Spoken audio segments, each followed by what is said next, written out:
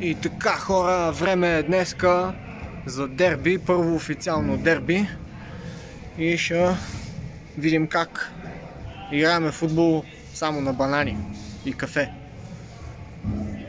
Очаквайте включване с резултатите по-късно в емисията. И така, време е за екшън, за дерби. До после! Здравейте, хора! Алесандро Дел Пиеро докладва. След дербито, невероятен матч, страхотни усилия. Не бях играл в футбол от 9 месеца, но днеска първи матч. Гол шедьовър отбелязах, победихме, асистенция имам, гол, направо супер. Доволен съм много от себе си.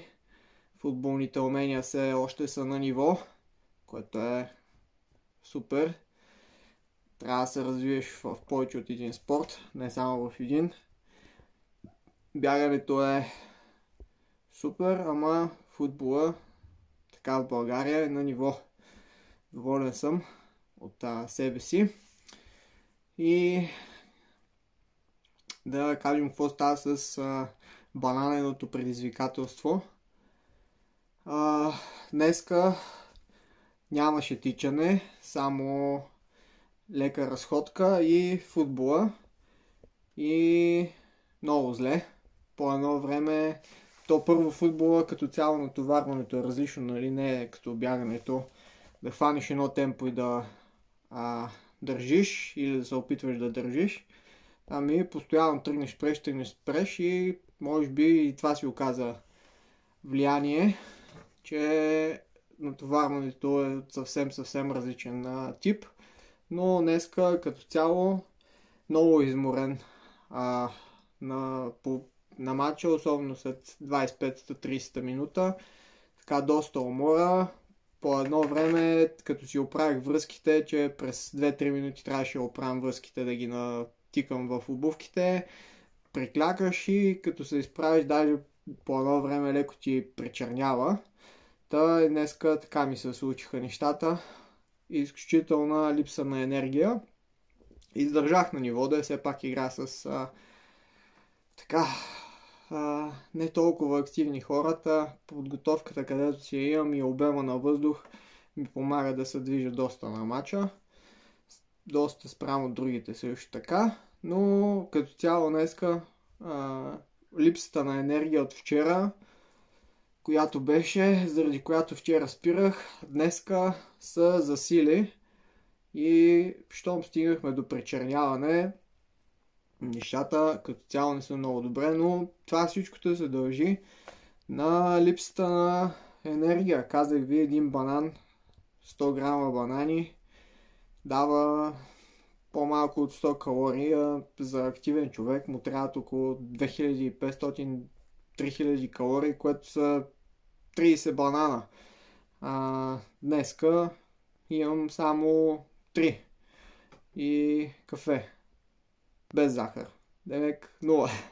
Така че като цяло само банани да ядеш, малко трудно да се поддържа жив, тъй като приемаш много малко енергия. Освен ако не седиш цял ден в леглото и да не хабиш никаква енергия, тогава мога да изкараш. Обаче ако си активен, доста трудно.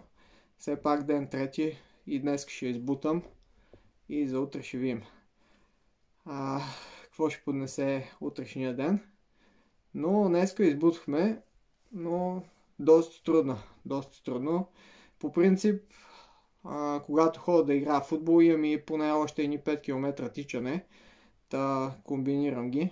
Правя, така да кажем, 2 леки тренировки. Едни 5-6 км тичане и 50 минути футбол. Още 5-6 км. 12, но днеска само футбола и ми дойде доста тежко. Така че като цяло не препоръчвам на никой да мине на толкова, как да кажем, нискокалорична диета. То направо никакви калории. 3 банана днеска, 400 калории аз съм приел, я не съм приел. А пък за момент сигурно съм изхъбил значи около 2200, което и това е ден трети, общо взето за 3 дни доста в червената зона на енергиен дефицит, на калоричен дефицит по-скоро. Не съм експерт, пък какви термини използвам, май. И така, вкарах гол шедьовър днеска, право много съм доволен. Пасовете вървяха, топ. Готов съм за Дубайската лига и аз. Там да ида да покажа умения, защото там ще ме вземате най-вероятно. Както и да е, ден 3 от изпитанието с бананите не мина много добре, но какво се прави, продължаваме отпред. Като се събудим, утре ще го мислим. И така, днеска трябва да хапнем поне 4-5 банана да възстановим малко енергия. И така, изчезваме да се къпим, че това футбол право всичко е мокро. Много. Особено когато тялото иска да намери от някъде енергия, много вдига температурата, за да може да изгори мазнините. Това е много характерно, когато се разграждат мазнини, да е висока температурата на тялото и много потене, защото то поте е изходен материал при изгарянето на мазнини, така че доста съм хвърлил днеска и трябва да възстанови малко. Така, ден 3. Малко смъки, но продължаваме. Трябва да се пострижа. Тук това е първото видео, където ще му видите Рошев. Трябва да се пострижим и утре други ден това ще се случи. Една от причините да ме гледате с шапки е точно тая кофти прическа, но какво такова. Ай хора, хубава вечер за сега. Ден 3 от предизвикателството. Все още съм жив. Жив съм. Там на Балкана. Тук в студиото. И така.